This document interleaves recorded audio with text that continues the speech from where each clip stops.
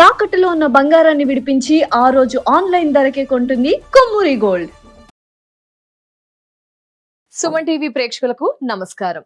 July 21 నుంచి 31వ తారీఖు వరకు ధనస్సు రాశి వారికి ఎలా ఉండబోతుంది, రాశి ఉన్న పరిహారాల గురించి తెలియజేయడానికి ప్రస్తుతం మనతో పాటు ఉన్నారు ఆస్ట్రో యోగం నిర్వాహకులు, ప్రముఖ జ్యోతిష్యులు బ్రహ్మశ్రీ నందిబట్ల శ్రీహరి శర్మ గురుగారు. వారితో మాట్లాడతాం. గురుగారు నమస్కారం. గురుగారు, వాగర్థావివ సంపృక్తౌ వాగర్థ ప్రతిపత్తయే జగతః పితరౌ వందే పార్వతీ పరమేశ్వరౌ.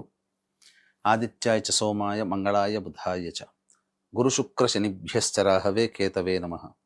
శృంగేరి జగద్గురు పీఠాధిపతులకి, కంచి పీఠాధిపతులకి నమస్కారములు తెలియజేసుకుంటూ కార్యక్రమాన్ని ప్రారంభిద్దాం. గురుగారు, మరి ఎలా ఉండబోతుంది జూలై 21 నుంచి 31వ తారీఖు వరకు ధనస్సు రాశి వారికి గ్రహ సంచారంలో ఏం మార్పులు రాబోతున్నాయి? అంటే మనకు ఈ జూన్ నెలలో గురుడు కర్కాటక రాశిలోకి మారాడు. మారిన తర్వాత కొంత ఇబ్బందికర పరిస్థితులు అనేటువంటివి ఈ యొక్క ధనుస్సు రాశి వారికి ఏర్పడ్డాయి. ఏ రకంగా?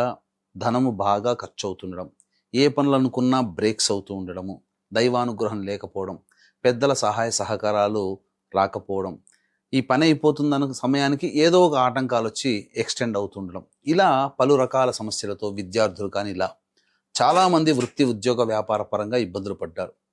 అయితే వీటన్నిటికీ చెక్ పెట్టే విధంగా 27వ తారీఖు రోజున శని వక్రీకరించినటువంటి స్థితిగతుల చేత కొంత మార్పు. ఎందుకంటే ధనుసు రాశి వారికి అర్ధాష్టమ శని దోష ప్రభావం ఉంది. స్థితి ప్రకారం చూసుకున్నా 4వ స్థానంలో సంచారం చేస్తున్నాడు, కానీ వక్రీకరించినటువంటి ఫలితం చేత కుంభరాశిలో ఉండే ఫలితాల్ని కూడా అందిస్తాడు. కాబట్టి ఏం జరుగుతుంది? ఈ యొక్క ధనుసు రాశిలో జన్మించిన వాళ్ళకి కొంత పాజిటివ్ వైబ్ అనేది వస్తుంది. అనుకున్న పనులు ముందుకు సాగుతుండడము, నూతన పరిచయాలు కలగడం, జీవితంలో కొత్త కొత్త మార్గాలు అన్వేషించడం, అలాగే ఏ పని చేయాలన్నా ఎదుటి వాళ్ళ సహాయ సహకారాలు సంపూర్ణంగా రావడము. ఇప్పటి వరకు వితెళ్ళలో అంటే ఒకవైపు పెట్టినటువంటి డాక్యుమెంట్స్ కానీ శాంక్షన్స్ కోసం ఎదురు చూస్తున్నవి అన్నీ కూడా మళ్ళీ తిరిగి శాంక్షన్ అవ్వడము, ఇలా మంచి జరిగేటువంటి అవకాశం ఈ ధనుసు రాశి వారికి శని ప్రభావంలో మారబోతుంది. ఇటు కుజుడు కూడా చాలా అనుకూలంగా ఉన్నాడు. ఏ రకమైన ఇబ్బంది నుంచైనా కానీ ధైర్యంగా ముందడుగు వేసి ఆ ప్రయత్నంలో విజయాన్ని చేకూర్చేటువంటి అధికారము ఈ కుజగ్రహ ప్రభావంలో కలుగుతుంది. కాకపోతే ఉద్యోగస్తులు కొత్త ఉద్యోగాల వేటకి ఇప్పుడు సమయం మంచిది కాదు. నిరుద్యోగస్తులు ఆల్రెడీ ఏదైనా మంచి ఉద్యోగం కోసం ఎదురు చూస్తుంటుంటారు కదా, కానీ వచ్చిన ఉద్యోగాన్ని కాదనకుండా చేసుకొని సమయం మంచిగా ఉన్నప్పుడు అప్పుడు ఉద్యోగ ప్రయత్నాలు చేస్తే ఖచ్చితంగా విజయాన్ని పొందుతారని చెప్పవచ్చు. ఇక ప్రధానంగా ఈ యొక్క ధనుసు రాశిలో జన్మించినటువంటి వాళ్ళు స్త్రీలతో కాస్త జాగ్రత్తగా మెలగాలి. అంటే వాళ్ళతో వాగ్వివాదాలు కానీ, అతి చనువుగా ఉండడం కానీ, తద్వారా కొన్ని ఇబ్బందికర పరిస్థితులు భవిష్యత్తులో ఎదుర్కొనే అవకాశాలు గోచరమవుతాయి. కాబట్టి జాగ్రత్తలు పాటిస్తే చాలా మంచిదని చెప్పవచ్చు. రాహుగ్రహ ప్రభావం అనుకూలంగా ఉంది. అన్ని విధాలుగా ధైర్యంతో ముందడుగు వేస్తారు.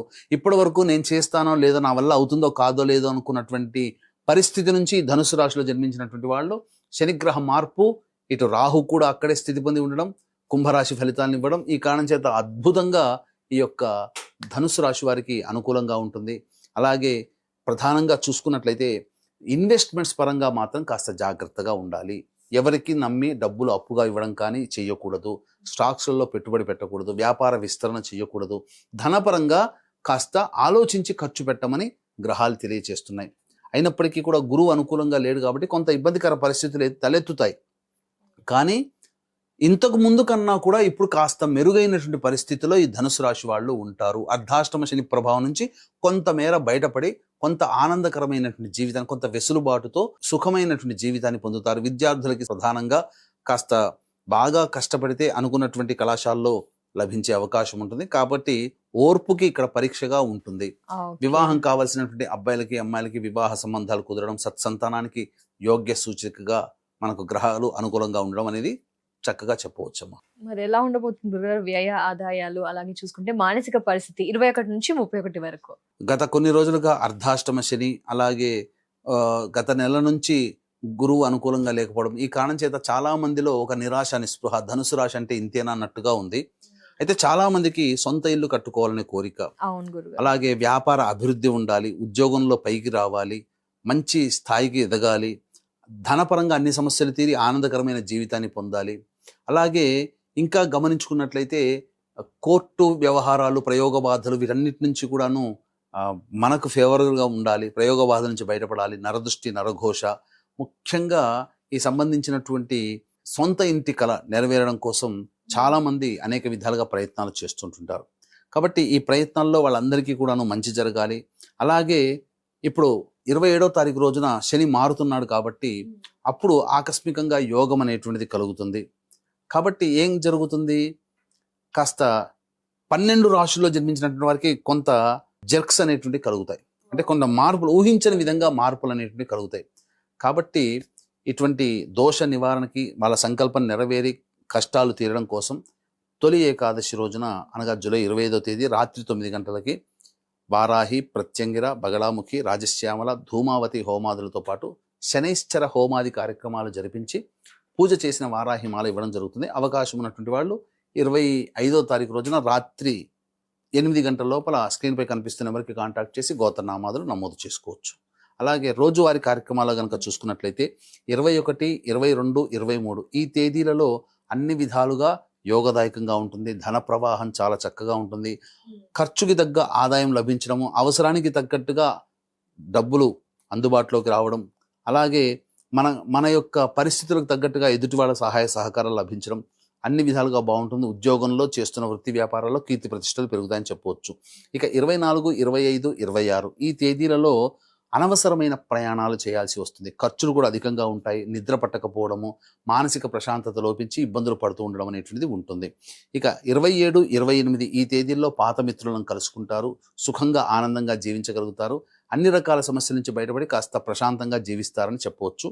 అలాగే 29, 30, 31 ఈ తేదీల్లో చూస్తే కుటుంబ సభ్యులతో వాగ్వివాదాలు పెరుగుతాయి. అలాగే మానసికమైనటువంటి ఆందోళన అధికంగా ఉంటుంది. ఏ పని చేయాలన్నా చికాగ్గా ఉంటుంది. ధనము కూడా ఖర్చు అధికంగా ఉంటుంది.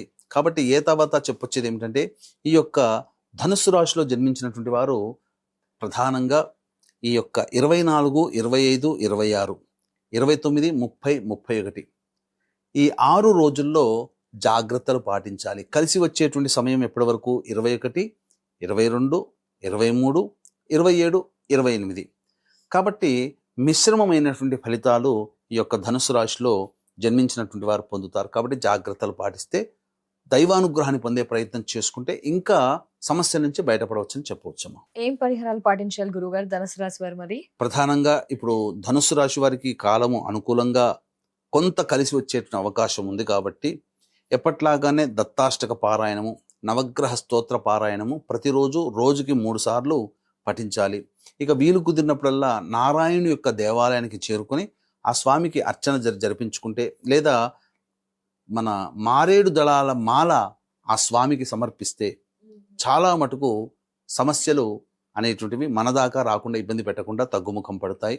అలాగే ఎలాగో తొలి ఏకాదశి సందర్భంగా జూలై 25వ తేదీన మన పీఠం ఆధ్వర్యంలో వారాహి, ప్రత్యంగిర, బగళాముఖి, రాజశ్యామల, ధూమావతి, శనైశ్చర హోమాలు అన్ని రాశుల్లో జన్మించిన వారికి శని దోషం నివారణకి జరపబడుతున్నాయి. కాబట్టి వాటిట్లో కార్యక్రమంలో గోత్రనామాదులు నమోదు చేసుకునేటువంటి వాళ్ళు 25వ తారీఖు రాత్రి 8 గంటల లోపల స్క్రీన్పై కనిపిస్తున్న ఎవరికి కాంటాక్ట్ చేసి నమోదు చేసుకోవచ్చు. ధన్యవాదాలు గురుగారు. నమస్కారం. సర్వం శ్రీ ఉమామహేశ్వర పర బ్రహ్మార్పణమస్తు. చూసారు కదండి, గురువుగారు చెప్పిన పరిహారాల్ని పాటించండి, మెరుగైన ఫలితాల్ని పొందండి. అలాగే గురువు గారి ఆధ్వర్యంలో జూలై 25న తొలి ఏకాదశి నాడు వారాహి అమ్మవారి పూజలో కానీ, హోమంలో కానీ గోత్రనామాదుల్ని నమోదు చేసుకోవాలనుకుంటే స్క్రీన్ పై నెంబర్ కనిపిస్తుందండి. మిగతా వివరాలని తెలుసుకోవచ్చు. నమస్కారం.